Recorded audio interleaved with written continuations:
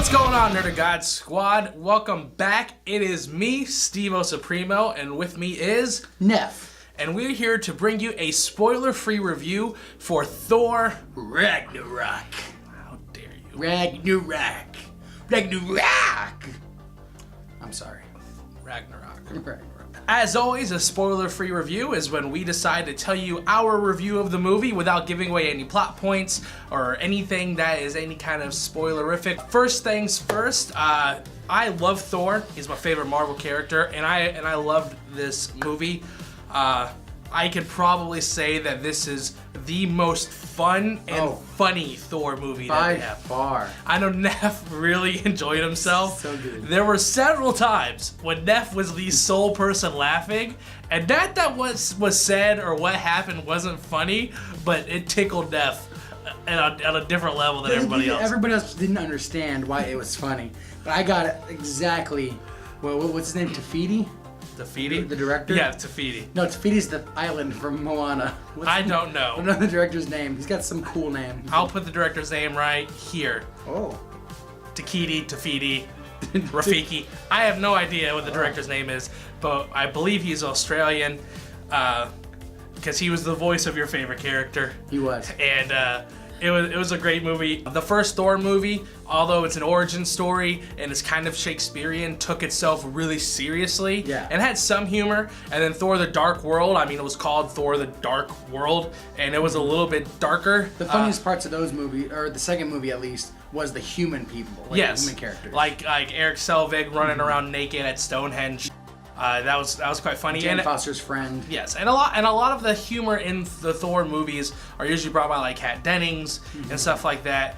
And this movie, it was really a lot of it was Chris Hemsworth himself. Yes. He was very funny. I read online that about 80% of the dialogue was improv.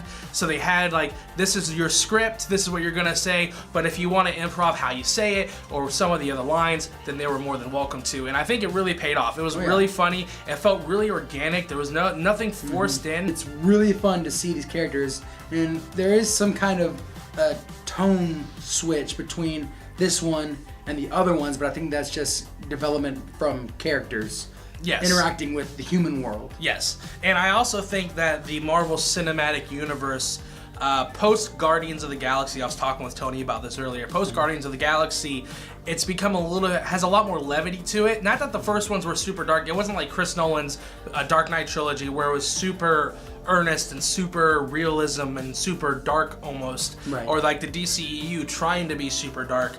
It was they felt a little bit more real, but a little bit more genuine. And then post Guardians of the Galaxy, there seems to be a lot more levity in the Marvel Cinematic Universe. I mean, look at Ant-Man, look at Guardians 2, and then now with Thor Ragnarok, it was very good. I had a lot of fun.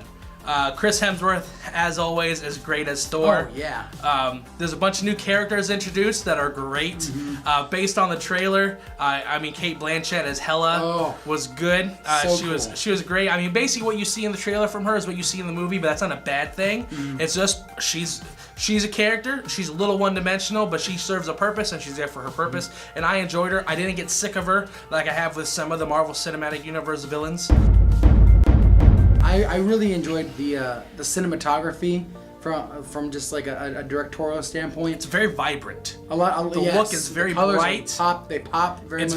It's very like I was talking to somebody earlier and I said it's similar to Guardians of the Galaxy 2 in the look, but it's still its own thing. Yeah. So its own thing, man. It's its own thing, man. But one thing that I really enjoyed was the fact that there were some really cool shots of the fight scenes and really well choreographed for characters like Hela and, you know, my personal favorite, you know, Heimdall action in there, played by Idris Elba. But it was really cool watching those characters fight. I think the director and the cinematographer did a great job capturing a fun and invigorating experience that brought a lot of action to this movie and scenes that I literally sat in my seat with my mouth open, just... It's true. Whoa! I could see him out of my peripheral vision, and he's just... I got really excited. He did get... You'll see when you watch it. But Neff also gets excited for everything. He made the same face when we saw the 2014 Godzilla movie. I like the action. So we both had a really great time. There's not a whole lot more that we can say about it. We mentioned Chris Hemsworth was great. The cinematography was good. We really enjoyed the movie. It's really fun. It's really funny. Yes. If you want to look at it from the Christian aspect for it, there is language in it. Nothing too bad. But there's mentions of gods. But you get that in all the Thor movies, Yeah. and they are basically gods. I mean, Hela calls herself the goddess of death, while Thor is the god of thunder, or the lord of thunder, but the god of thunder. But there is language in the movie, a little bit more than I would probably prefer from a Marvel movie, because there are kids that like to go see this movie. Nothing too bad, but I would definitely go to pluggedin.com, check it out, see if that's something that maybe you want to see, or if you have kids, something that your kids may want to see. There's also a character in the movie that partakes quite heavily in an alcoholic beverage or several. But other than that, I don't really think there's really anything else negative in the movie. It's a little on the violent side, because a lot of it is hand-to-hand combat. Yes, but you get that a lot with these Marvel Cinematic It's action. It's a superhero movie. It's a superhero movie. There's going to be fighting. So, I mean, you know that going into that, there's going to be action, there's going to be battles. It's not necessarily gory, it's just intense. One more thing that I really enjoyed in this movie, and I'm not going to go too much into detail for those of you that haven't seen the trailer or just want to go in as clean to the movie as possible, but this has some of the best motion capture, like, face stuff that I've seen in any of the Marvel Cinematic movies. It's really, really good. I wanted Andy Serkis to somehow be in there because of how good it was, but it was. He's already Claw though in Black Panther. Yes, but it was really, really good. They're really stepping their game up when it comes to their their graphics. And once again, this is a space type movie, so it has the Guardians feel, just because Guardians is all the space fantasy that we usually get. This one primarily takes place in space, whether it's Asgard or Sakaar, which you see in the trailer.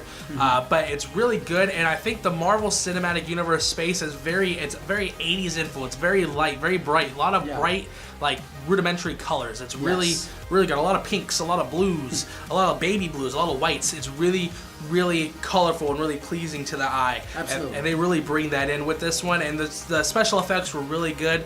A couple of the, like, background characters were like supposed to be over the top, but they were still fun to watch.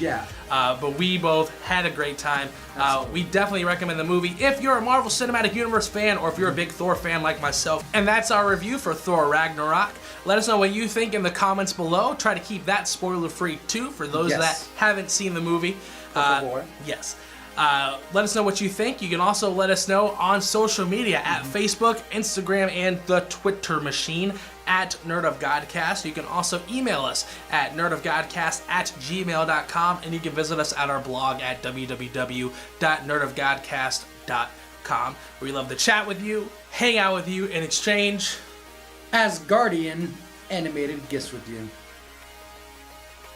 Once again, for the Nerd of Godcast, I am Steve-O. And I'm Neff. Have a nerdy today. And a blessed tomorrow. Peace out. And Ragnarok on. Ready?